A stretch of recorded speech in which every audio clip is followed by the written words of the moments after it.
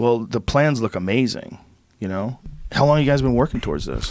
Hey, listen, we had seen the property and then we purchased it, and we were just overwhelmed with it. This is probably what, I don't know, maybe a year ago, maybe not even that, maybe a year or so, year and a half or so. Are you going to have a gym up there?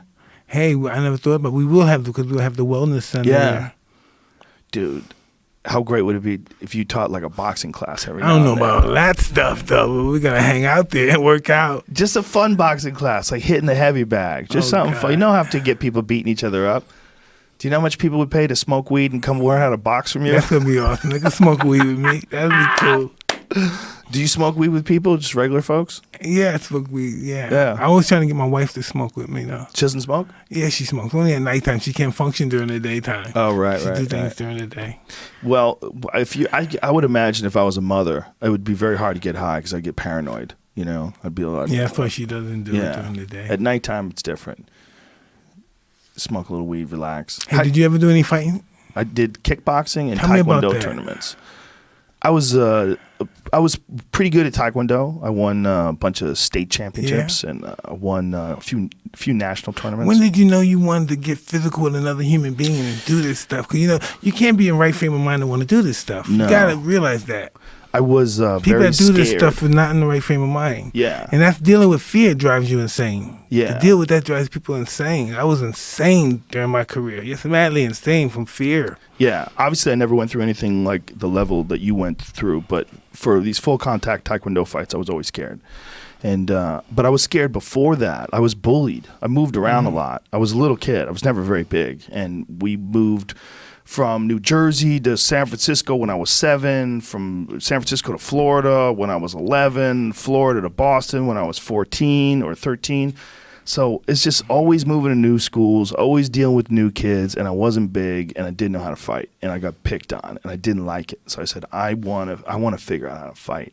And so I started getting into martial arts, and I just became obsessed with it. I did it every day. I started teaching. I was teaching at Boston University. I was teaching a taekwondo course when I was 19. I was competing from the time I was 15. I just threw myself into it. It's all I did every day. I worked at the school. I was there every day. I had the keys. I closed up. I opened up. And because of you, because of hearing about you, when you were running in the morning, when you knew that everybody else was asleep, that gave you an edge, I'd go there in the middle of the night and open up and work out. I just wanted to just have an edge, you know, and I listened to what you said, and I said, that's a great way to have an edge. I became obsessed with it, but there was no future in it. And then what happened was I went from taekwondo to kickboxing, and when I started kickboxing, I started getting fucked up. Dudes were beating the shit out of me because I was realizing, like, I can't keep people at the same distance anymore because I didn't know how to use my hands properly. Like, I knew how to throw some punches a little bit from taekwondo, but it's not nearly as sophisticated as boxing or kickboxing.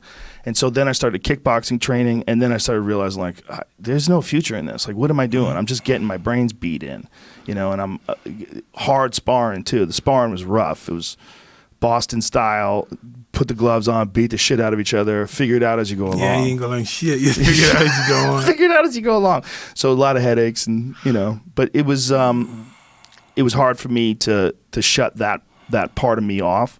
The part of me that just wanted to conquer. The part of me that just wanted to win all the time, to figure out a way to be more intense, more driven, more focused. But when I did stop fighting, it was a huge relief. Like, the relief part was worth the extra anxiety that I got. It was worth it just for the relief of not thinking about fighting all the time, not thinking about when's the next tournament, when's the next event, when's the next thing I'm doing. It was just I know that's pretty that stressful. weight.